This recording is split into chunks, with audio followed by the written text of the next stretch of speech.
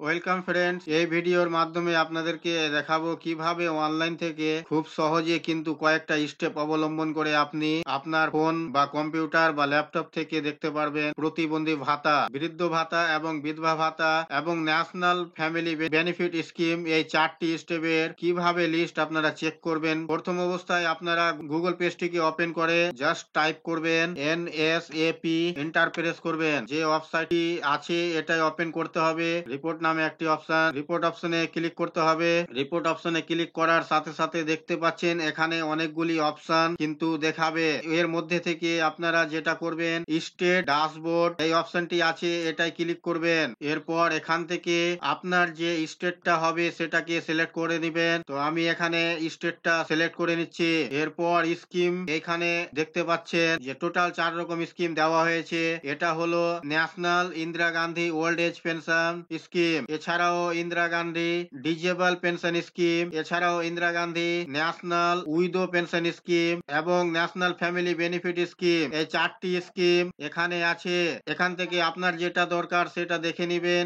আমি প্রথমে দেখিয়ে দিব national Indira Gandhi old age pension scheme. আপনারা আপনাদের যেটা দরকার সেটা একইভাবে দেখে নিতে পারবেন। প্রথমে যেটা দেখবেন সেটাকে সিলেক্ট করবেন। এরপর এরিয়া, আপনারা যদি গ্রামে হন রুরাল, আর যদি শহরে হন তাহলে আরবান সিলেক্ট করবেন। এখান থেকে যে ক্যাপচা কোডটি দেখতে পাবেন সেম টু সেম টাইপ করে দিবেন। এরপর যে সাবমিট বাটনটি আছে সেখানে ক্লিক করবেন। এখানে ক্লিক করার সাথে সাথে পেজটিকে স্ক্রল করে নিচে চলে আসবে। এখানে দেখতে পারবেন সমগ্র যে ডিস্ট্রিক্টগুলি আছে ওয়েস্ট বেঙ্গলের সমস্ত ডিস্ট্রিক্ট এখানে শো হবে।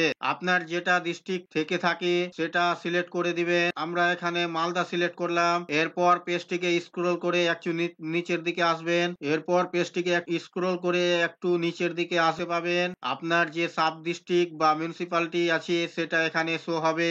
সবগুলি যেটা সেখানে এখানে আপনারা করে নিবেন। যেটা আপনার ব্লক বা মিউনিসিপালিটি সেটা আপনারা এখান থেকে ক্লিক করে নিবেন। এটা কি করার সাথে সাথে দেখতে পারবেন এরপরের যে অপশনটি আছে, একটু স্ক্রল করে নিচে এসে দেখতে পারবেন গ্রাম পঞ্চায়েত অথবা ওয়ার্ড। আমি যেহেতু রুরাল দেখাচ্ছি, গ্রাম পঞ্চায়েতের নাম দেখার জন্য এখানে একটা সিলেক্ট করে দিলাম। এরপর সিলেক্ট করার সাথে সাথেই দেখতে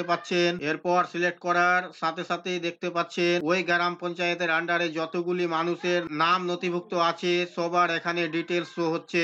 এখান থেকে আপনাদের যেটা নাম দেখতে পাবে, আপনাদের নাম খোঁজার জন্য কিবোর্ড থেকে Ctrl+F বাটন প্রেস করবেন। প্রেস করার পর আপনাদের যেটা নাম লিখে সার্চ করবেন, আপনারা এইভাবে নাম লিখে সার্চ করে নিতে পারবেন। এই ছিল বন্ধুরা আজকের এই ভিডিও আপনাদের জন্য।